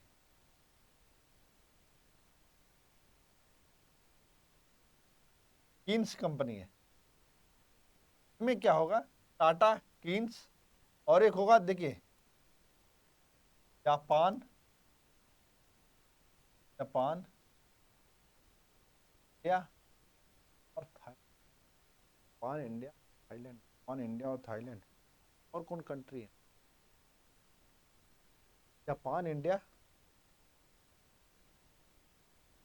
ये तीनों की मतलब अलग अलग कंपनी है, तो सारा लिखना यहाँ पर पॉसिबल नहीं है। तो जापान, इंडिया और थाईलैंड की कंपनी मिलके यहाँ पर एक कर रहा है। ये तो किन्स हो गया, किन्स सेमिकॉन, ये टाटा है। अब एक धोलेरा में, अब धोले,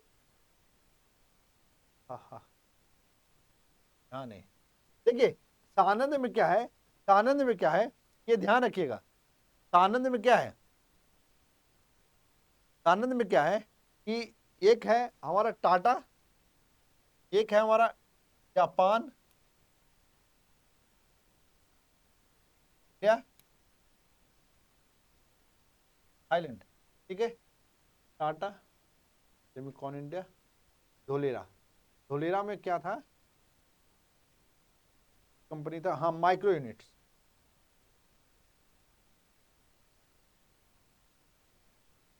माइक्रो सेमिकॉन करके, माइक्रो सेमिकॉन करके सानंद में। सानंद में क्या हो गया, एक माइक्रो यूनिट है। धोलेरा में टाटा है। ये जो धोलेरा वाला जो है, ये टाटा प्लस ताइवान वाला है। इसमें बीच में बहुत बार हुआ कि अभी इन्वेस्ट नहीं करेगा, इन्वेस्ट नहीं करेगा, इसमें बहुत हुआ था। और इसी को लेके एक झगड़ा हुआ था महाराष्ट्र और गुजरात में कि हमारे यहाँ आने वाला था और तुमने हमारे छीन लिया, ये वाली बात है। तो हमारा क्या समझ में आ गया, हम 6 का 6 यूनिट का बात कर लिए, ठीक है। अब आगे देखते हैं अगला क्वेश्चन क्या है। हमने छठी इकाई की बात कर लिया। यह इकाई किसके किसके बीच में है, HCl और फॉक्सकॉन के बीच में, छठी वाली। हाथ में मातृ मृत्यु दर MMR बुलेटिन 2022 के अनुसार मातृ मृत्यु दर कितना रहा है, 1 लाख पर 88 महिला मृत्यु हुई। इस शहर को विश्व स्वास्थ्य संगठन WHO के आयु अनुकूल शहरों और समुदाय के वैश्विक नेटवर्क के रूप में शामिल किया गया। कोझिकोड, अब कोझिकोड को हमने अभी बात किया है कि ये क्या था, साहित्यिक शहर भी था, ध्यान रखिएगा, साहित्यिक शहर भी था। अब इसको आयु अनुकूल भी माना गया, वैश्विक नेटवर्क के रूप में शामिल किया गया WHO का, तो एक इंपॉर्टेंट हो जाता है। सौर ऊर्जा, सौर ऊर्जा और स्वच्छ जल की उपलब्धता वाला त्रिपुरा का पहला हरित गांव कौन सा है, तो रंगाचेरा, ये याद रख लीजिएगा, ये याद करना पड़ेगा आपको।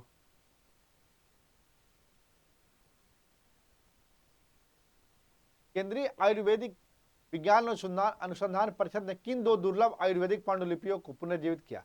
ये याद रखना पड़ेगा, बहुत ही इंपॉर्टेंट है नाम। देखो एक चीज ध्यान रखना, ये जो पोर्शन है द्रव रत्नाकर,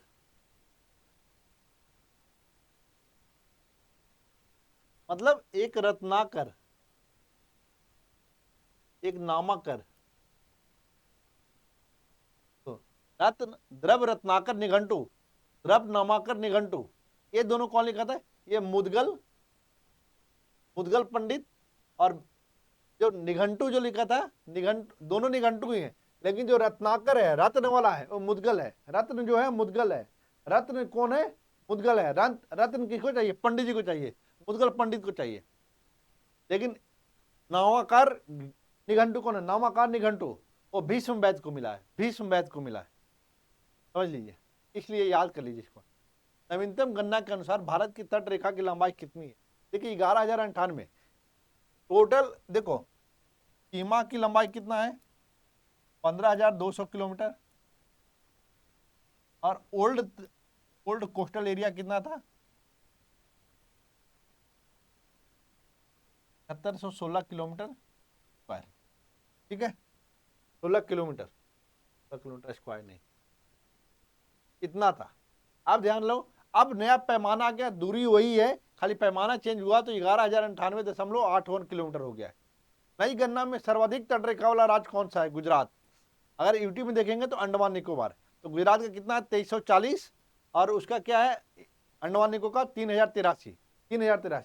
देखिए अगर आपको लग रहा है कि आपके काम लायक है, मैं हेल्प कर पा रहा हूँ, डिटेल में बता पा रहा हूँ, आपको हेल्प कर पा रहा हूँ, तो प्लीज वीडियो को लाइक करिएगा, शेयर करिएगा। लाइक करने में कुछ जाता नहीं है, बस आपको फोन में चला रहे हो, बस टैप कर देना, आपको बस इतना कर देना, ताकि हमें और अच्छा लगे काम ज़्यादा से ज़्यादा मेहनत करने में।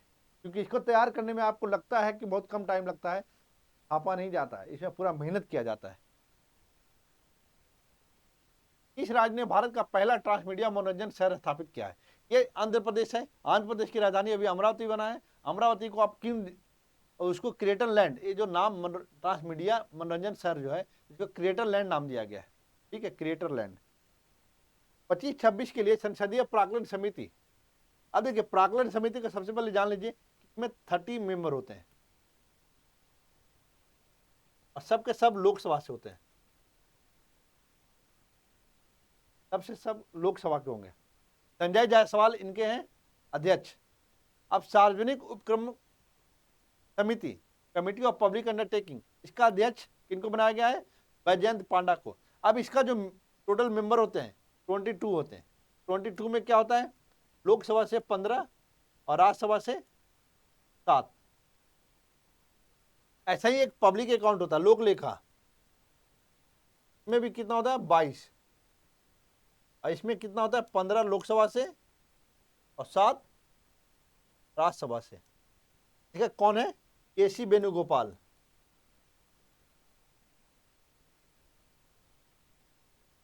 केशव वेणुगोपाल इनके क्या है? अध्यक्ष हैं। देश का पहला प्रमाणित ग्रीन म्यूनिसिपल बॉन्ड किस नगर निगम द्वारा जारी किया गया? एक गाजियाबाद नगर निगम द्वारा किया गया, गाजियाबाद नगर निगम। ठीक है, ये क्लियर हो गया। भारत का पहला समर्पित कंटेनर ट्रांसशिपमेंट बंदरगाह कौन सा बना? देखिए बिजिंगम अंतरराष्ट्रीय बंदरगाह, ये तिरुवनंतपुरम केरल में। ठीक है, तो ये सबसे पहले तो पूछेगा बिजिंगम अंतरराष्ट्रीय बंदरगाह है कहाँ, तो आपको पहले केरल पता होना चाहिए। केरल में कहाँ? तिरुवनंतपुरम। किस अस्पताल ने पहली बार, अब केरल के बारे में हमने बता दिया है, अब केरल का राजेंद्र आर्लेकर, ये कौन है? गवर्नर। ये पहले कहाँ के थे? बिहार के थे,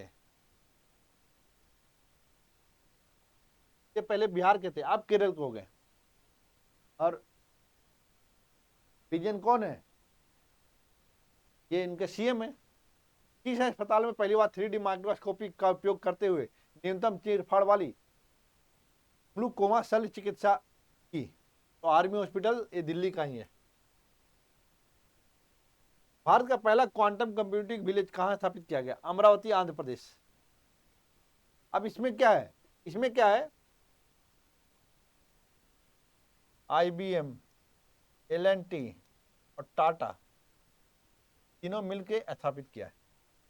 ये तीनों मिलके काम कर रहा है, तीनों मिलके काम कर रहा है, ये तीनों मिलके काम करेगा।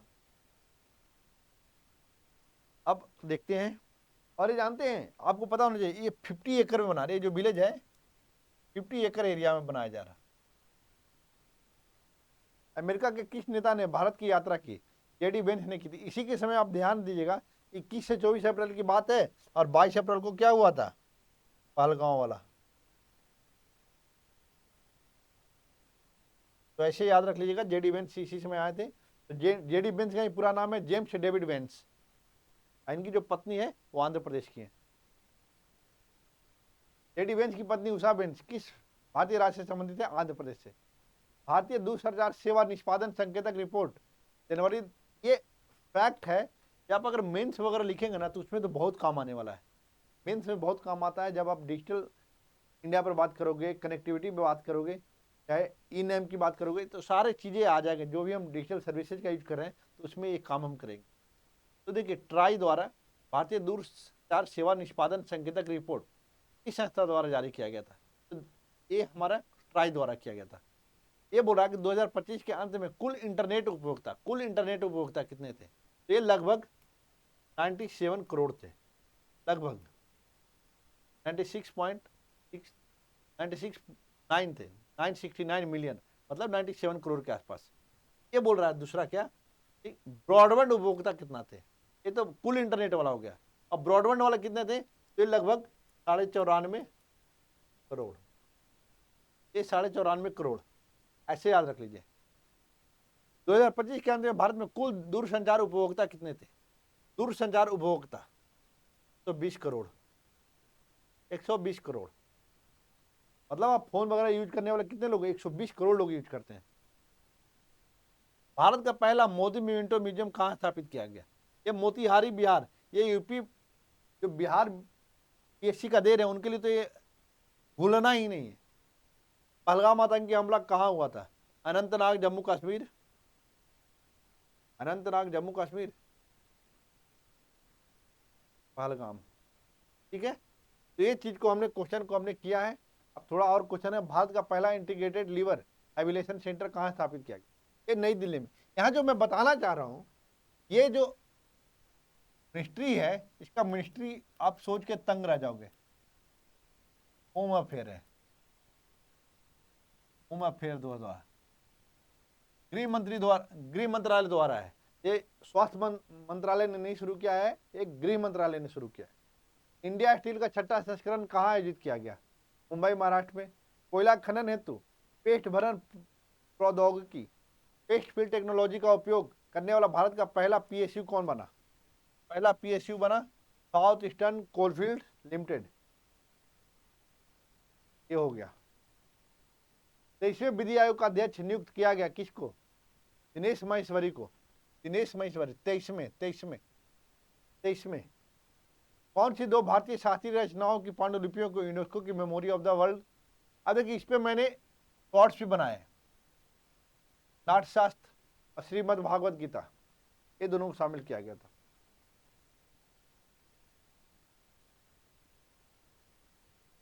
ये भरत मुनि का था, नाट्यशास्त्र किसका था? भरत मुनि, और ये वेद व्यास द्वारा रचित है, संकलित है। किस राज्य ने आदर्श संस्कृत ग्राम कार्यक्रम शुरू किया? उत्तराखंड ने शुरू किया था। ये हुआ था, हर गांव में एक संस्कृत गांव, मतलब आदर्श ग्राम स्थापित किया जाएगा हर राज्य। किस राज्य में? एक्चुअली हर जिला में करेगा, एक कम से कम गांव बनाएगा संस्कृत वाला। किस शहर ने सैनिटरी और बायोमेडिकल कचरे के 100% पृथक्करण, संग्रह और प्रसंस्करण का मानक हासिल किया है? कराड़ शहर, जिला सतारा, महाराष्ट्र में। उत्तर प्रदेश के कितने पारंपरिक उत्पादों को GI टैग प्रदान किया गया? 21। उत्तर प्रदेश का कौन सा क्षेत्र GI हब बन गया? काशी क्षेत्र। बनारस के किन उत्पादों को भौगोलिक संकेतक टैग प्रदान किया गया है? किन उत्पादों को? अब देखिए, ये बहुत सारे चीज है, तो अभी याद करना तो मुश्किल है, फिर भी एक नजर डाल लीजिए। शहनाई, तबला, ठंडई, लाल पीड़ा, लाल भरवा मिर्च, रंगी बर्फी, भीती चित्र, किरई गांव करौदा। एक बार नजर डालना है आपको। इस मंत्रालय द्वारा पंचायत विकास सूचकांक की पहली बेसलाइन रिपोर्ट 2022-23 जारी किया गया। पंचायती राज मंत्रालय द्वारा, पंचायती राज मंत्रालय द्वारा। अगर आप मेरा वीडियो देख रहे हैं तो पंचायती राज मंत्रालय का मिनिस्टर कौन है, आप कमेंट में बताइए। किस राज्य के सबसे अधिक ग्राम पंचायतों को फ्रंट रनर श्रेणी में रखा गया? किस राज्य के सबसे अधिक ग्राम पंचायतों को? गुजरात के 336 40 ग्राम पंचायत शामिल थी। गुजरात के बाद कौन सा था? तेलंगाना का 270। देखो 346 गुजरात के थे, 270 तेलंगाना के। सबसे अधिक आकांक्षी ग्राम पंचायत, आकांक्षी मतलब क्या होता है? जो मिनिमम आवश्यकता भी पूरा नहीं कर पा रहा है, पिछड़ा है। सबसे ज्यादा बिहार में है, वह छत्तीसगढ़ में, फिर आंध्र प्रदेश में। भारत सरकार के अनुसार बेटी बचाओ बेटी पढ़ाओ योजना के कार्यान्वयन से जन्म के समय राष्ट्रीय लिंगानुपात 2014-15 में 918 से बढ़कर अब 23-24 में कितना हो गया? ये 930 हो गया। मतलब कितना हो गया? 918 से 30, तब +12, ठीक है, +12 हो गया। राष्ट्रपति द्रौपदी मुर्मू ने किन देश की 4 दिवसीय यात्रा की? पुर्तगाल, स्लोवेनिया। यहां पर इनको मानद उपाधि भी दिया गया था लिस्बन में। इस यूरोपीय शहर ने राष्ट्रपति द्रौपदी मुर्मू को अपना मानद, देखिए यहां दिया ही, सिटी ऑफ ऑनर दिया था लिस्बन, पुर्तगाल ने। संयुक्त राज्य अमेरिका ने किस पाकिस्तानी कनाडाई आतंकी को भारत को प्रत्यार्पित किया था? तहब्बुर हुसैन राणा को, अब भारत के जेल में है। प्रधानमंत्री मोदी ने किस राज्य में 8300 करोड़ से अधिक के रेल और सड़क परियोजनाओं की नींव रखी? सड़क परियोजनाओं की नींव रखी, ये तमिलनाडु है, 8300 करोड़ रुपए के। उन्होंने भारत के किस पहले वर्टिकल लिफ्ट सी ब्रिज का उद्घाटन किया? ये न्यू पंबन ब्रिज, ये बहुत इंपॉर्टेंट है, इसका डेट भी याद करना पड़ेगा आपको। आपको डेट भी याद करना पड़ेगा कि वर्टिकल लिफ्ट सी ब्रिज का उद्घाटन न्यू पंबन रेल ब्रिज। राजकोषीय स्वास्थ्य सूचकांक किसने जारी किया था? नीति आयोग ने। इसमें कौन जो है 5 प्रदर्शनकर्ता शीर्ष थे? ओडिशा। आप देखो मैप देखोगे तो आपको बड़ा चीज मैच हो जाए। खाली गोवा को हटाओगे, गुजरात को एक जगह रख लो गैप में, तो उड़ीसा, छत्तीसगढ़, झारखंड सब पड़ोसी है। गोवा को 3rd पे रख रहे हो, गुजरात को 5 पे, 3 और 5 को धर लो गोवा गुजरात पे, तो ऐसे याद रहेगा। इस राज्य में सबसे अधिक रेलवे स्टेशन पर सौर ऊर्जा संयंत्र स्थापित है? इसको याद करने का एक तरीका है, मैं फैक्ट नहीं बोल रहा हूँ, एक याद करने का तरीका ये कि राजस्थान में गर्मी ज़्यादा पड़ती है। राजस्थान में गर्मी के कारण सोलर प्लेट वहाँ ज़्यादा लग रहा है, इसीलिए स्टेशनों पर क्या है, इसको स्थापित करने में ज़्यादा से ज़्यादा स्टेशन पर इसको लागू कर दिया गया। 275 स्टेशन। उत्तर प्रदेश के किस जिले में कच्चे तेल का भंडार मिला है? बलिया में मिला है। किस राज्य ने डॉल्फिन सफारी बनाने की घोषणा की? यही उत्तर प्रदेश ने किया है, वो भी कहाँ? वाराणसी में, गंगा जी हैं वहीं पर बुलाया कि हम डॉल्फिन क्या बनाएंगे? सफारी बनाएंगे। केंद्रीय मंत्री प्रहलाद जोशी द्वारा भारत की पहली एआई संचालित सौर ऊर्जा निर्माण इकाई कहाँ स्थापित की गई है? सूरत, गुजरात में। देखिएगा, ये आप माने ना माने, हमारे प्रधानमंत्री जी, हमारे गृह मंत्री जी, जितने भी अच्छी अच्छी चीजें हैं सारा का सारा गुजरात में ले जाकर रख दे रहे हैं।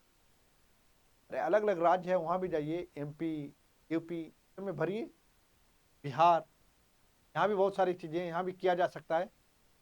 भारत का पहला राज्य कौन बना जिसने विधानसभा में सांकेतिक भाषा शुरू किया? सांकेतिक भाषा कौन शुरू किया है? पंजाब। इस तरह के क्वेश्चन आते हैं। कौन कागज रहित हो गया, कौन पूरे सौर ऊर्जा से चलाता है, इस तरह के क्वेश्चन अक्सर बनते हैं। भारत का पहला ग्रीन वेस्ट प्रोसेसिंग प्लांट कहाँ स्थापित किया जा रहा है? अब देखो, ग्रीन वेस्ट यही बनेगा जो सबसे ज्यादा सफाई पर ध्यान देगा। ये ध्यान रखिएगा, जितना अच्छा काम करता है फंड इन लोगों के पास उतना ही ज्यादा जाता है, ज्यादा ज्यादा डेवलपमेंट कर सके।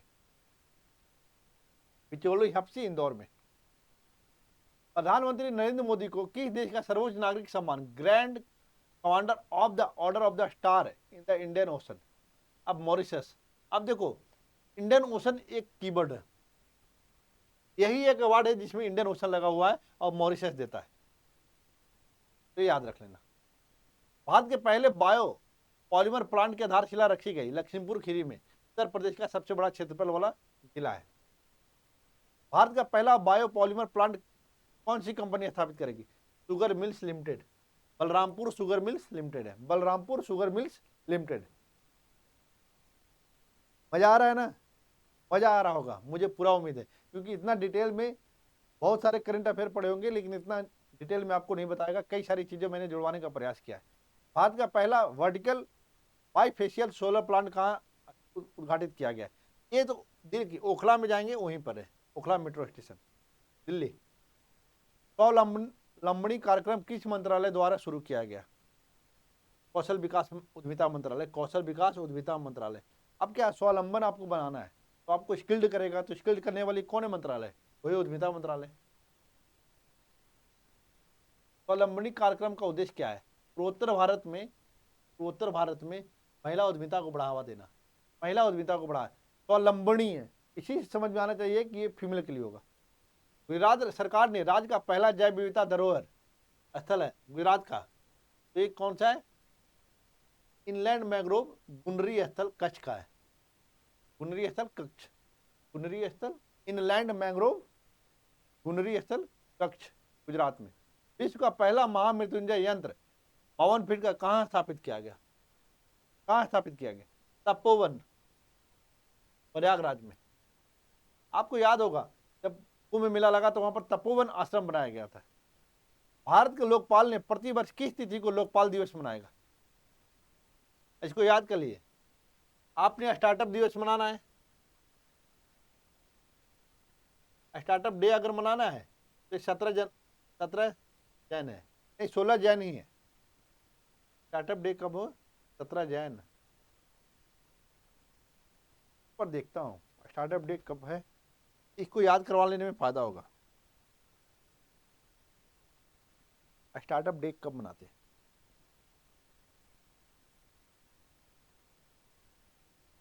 हाँ, यही स्टार्टअप डे भी यही इसी दिन को मनाया जाता है।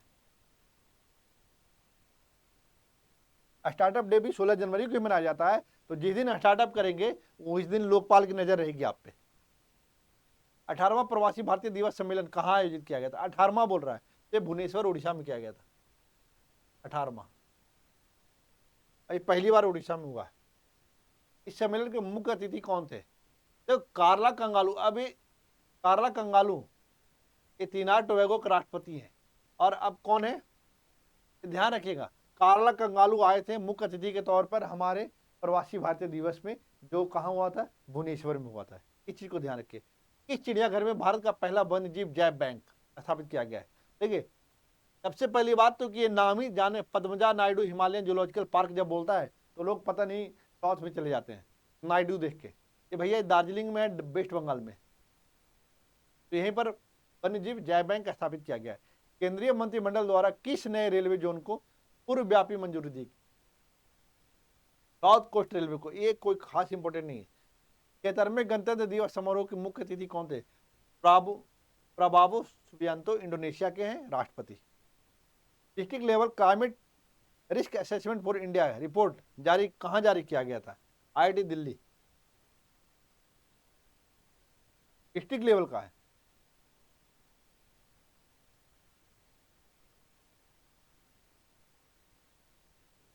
अत्यधिक उच्च मतलब वेरी हाई, हाई सूखा जोखिमों वाला में आने वाला 85% से अधिक जिले कितने राज्यों में अवस्थित है? मात्र 13 राज्यों में अवस्थित है। यहाँ पर सूखा और बहुत ज्यादा सूखा होता है 13 राज्य, उसमें से बिहार हमेशा रहता है। बिहार ऐसा भी देखिए, ये सब क्या है, बिहार में पानी आ रहा तो बहुत आ रहा, बाढ़ ही आ जा रहा है, सूखा आ रहा तो सूखा ही है, पूरा साउथ बिहार सूखा के चपेट में रहता है। तो 13 जिले ऐसे हैं। कितने जिले बाढ़ और सूखा दोनों से ग्रसित है? यहाँ भी बिहार मिलेगा आपको। वहां पर बाढ़ और सूखा दोनों से क्या है, उसमें बिहार है, एक तरफ बाढ़ है एक तरफ सूखा है। इसमें 11 जिले ऐसे हैं, और एक खाली सूखा और ज्यादा सूखा से वो 13 जिला है, 13 राज्य ऐसा है। महाकुंभ क्षेत्र को उत्तर प्रदेश का सरकार ने किस रूप में घोषित किया था? तो नया जिला घोषित किया, नया जिला घोषित किया। महाकुंभ मेला जनपद इसका नाम रखा था। ठीक है, महाकुंभ मेला जिले में कितने राजस्व गांव थे, ये इंपॉर्टेंट है, ये यूपी के लिए इंपॉर्टेंट है, जब यूपी पीसीएस दोगे आप तो उसके लिए इंपॉर्टेंट है। ये जिले में कितने राजस्व गांव थे, 67 थे, 67। महाकुंभ मेला जनपद में प्रयागराज की कौन सी तहसीलें शामिल की गई थी, तहसीलें शामिल की गई थी, सदर, सोराव, फूलपुर, करछना। ये इंपॉर्टेंट नहीं है, यूपी स्पेशल में इंपॉर्टेंट है लेकिन बिहार के लिए नहीं। प्रधानमंत्री द्वारा महाकुंभ मेला 2025 के दौरान श्रद्धालुओं की सहायता के लिए किस चैटबॉट का लॉन्च किया गया था, कुंभ सहायक, ये चैटबॉट था, सहायक सहायक। इस राज्य को सर्वश्रेष्ठ समुद्री राज्य के पुरस्कार के रूप में सम्मानित किया गया, केरल, केरल ही है, केरल। जिसके शीर्ष समुद्री जिला वही कोल्लम, केरल का कोल्लम।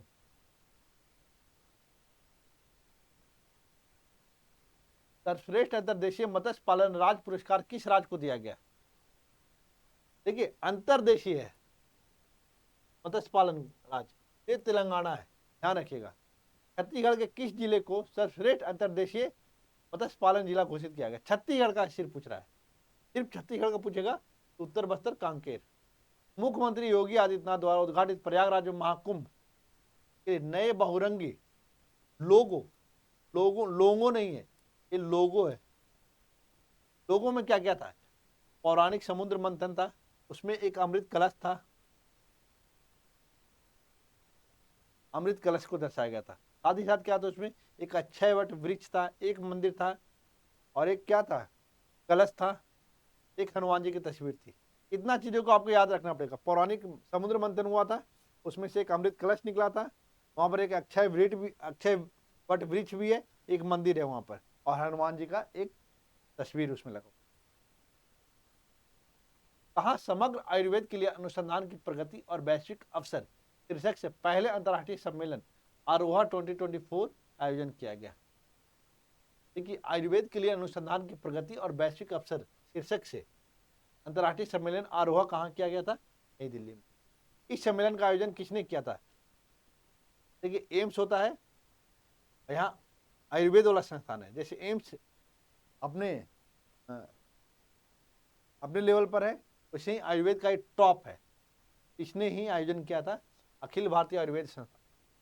इस रिपोर्ट के अनुसार पिछले दशक के दौरान भारत की शैक्षणिक स्वतंत्रता सूचकांक में गिरावट दर्ज की गई, ये बहुत ज्यादा गिरावट दर्ज की। फ्री टू थिंक 2024 ये 0.6 से 0.2 पर आ गया था। इस रिपोर्ट किसके द्वारा प्रकाशित की गई थी, scholar at risk academic freedom monitoring project. चलिए इसका कोई ज्यादा नहीं है। देखिए मैंने बोला था कहां से नीचे आ गया था, 0.2 पर आ गया था 0.6 से। शैक्षणिक स्वतंत्रता सूचकांक के अनुसार भारत को अब किस श्रेणी में रखा गया, ये पूर्णतः प्रतिबंधित, क्योंकि इतना नीचे चला गया है, इसको पूर्णतः प्रतिबंधित में रखा गया। किस राज्य ने स्वदेशी गायों को नस्लों को राजमाता का दर्जा दिया, महाराष्ट्र ने दिया। महाराष्ट्र सरकार ने किस हवाई अड्डे के पुनर्नामकरण की मंजूरी दी, अब पुणे हवाई अड्डा का क्या नाम कर दिया, क्या नाम किया, तुकाराम महाराज के नाम पर कर दिया था, पुणे हवाई अड्डा का। 6वें राज्य खाद्य सुरक्षा सूचकांक इंपॉर्टेंट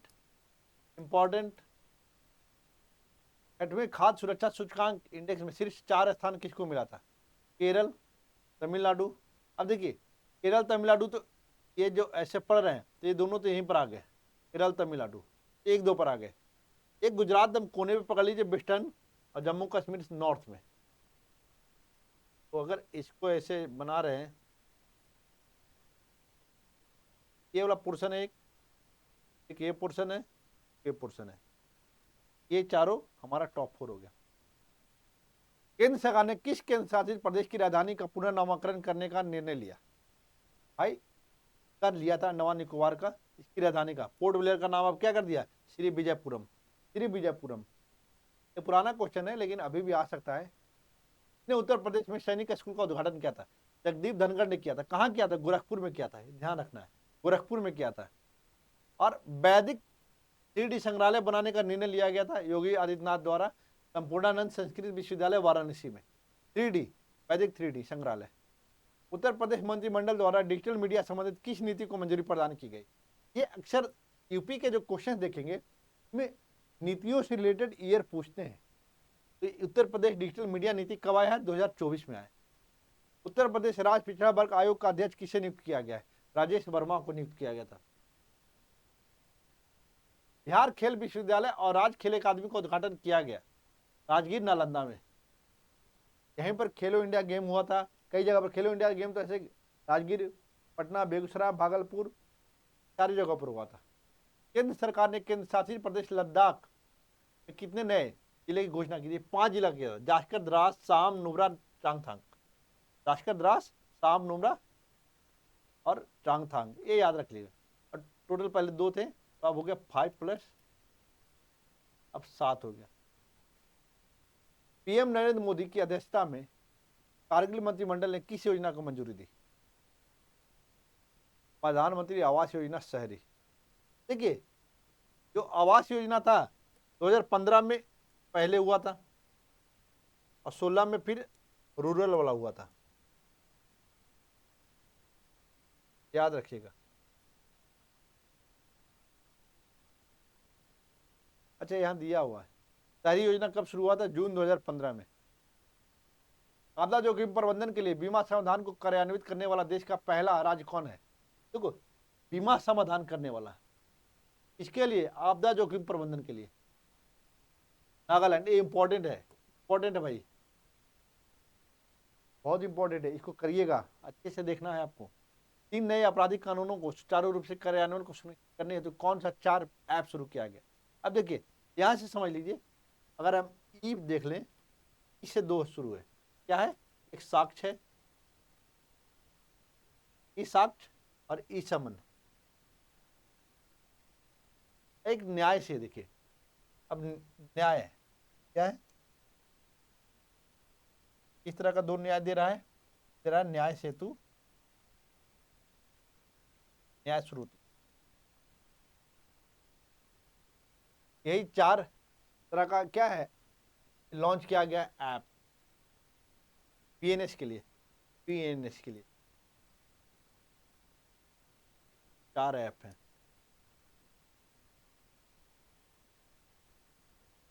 उत्तर प्रदेश के गोरखपुर से लेकर पश्चिम बंगाल तक 519 किलोमीटर, ये तो डायरेक्ट क्वेश्चन बनेगा। गोरखपुर सिलीगुड़ी एक्सप्रेसवे की लंबाई कितना है? 519 किलोमीटर। कहाँ कहाँ से गुजरेगा? तो यूपी, बिहार, वेस्ट बंगाल। भारत की पहली भूतापीय विद्युत परियोजना का निर्माण का कार्य कहाँ प्रारंभ किया गया था? पुगा घाटी। पुगा घाटी कहाँ? लद्दाख में। पुगा घाटी कहाँ है? लद्दाख में। ये 1.5 घंटा का वीडियो हो गया है, तो अभी इसको करके वाइंड अप करेंगे। केरल के वायनाड को भारतीय अंतरिक्ष अनुसंधान संगठन द्वारा 2023 में तैयार किया गया। भारत के भूस्खलन एटलस, देखो, अंतरिक्ष अनुसंधान, भारतीय अंतरिक्ष अनुसंधान संगठन द्वारा केरल के वायनाड को 2023 में तैयार किए गए भूस्खलन एटलस में कौन सा स्थान प्राप्त हुआ? तो 13वां मिला है, लेकिन पहला किसको मिला था? पहला रुद्रप्रयाग को मिला था, जो उत्तराखंड में। राष्ट्रपति भवन के दरबार, एक दरबार हॉल है, एक है अशोक हॉल। दरबार को गणतंत्र मंडप कर दिया गया और इसको अशोक मंडप कर दिया गया। दरबार जहां राष्ट्रपति थे वो गणतंत्र का प्रतीक है, तो उसको गणतंत्र मंडप किया गया। जहां अशोक हॉल था उसको अशोक मंडप कर दिया गया। भारत के 500वें सामुदायिक रेडियो स्टेशन का शुभारंभ कहाँ किया गया? आइजॉल, मिजोरम में। ठीक है, यही है। Thank you. वीडियो अच्छा लगा लाइक करिएगा, शेयर करिएगा, सब्सक्राइब करिएगा। Thank you so much. उम्मीद है आपको अच्छा लगा होगा और ये आपके एग्जाम में बहुत इंपॉर्टेंट है। मैंने डिटेल से बताया, कुछ पोर्शन आपको जो स्टैटिक पोर्शन है वहाँ पर भी हेल्प करेगा। Thank you.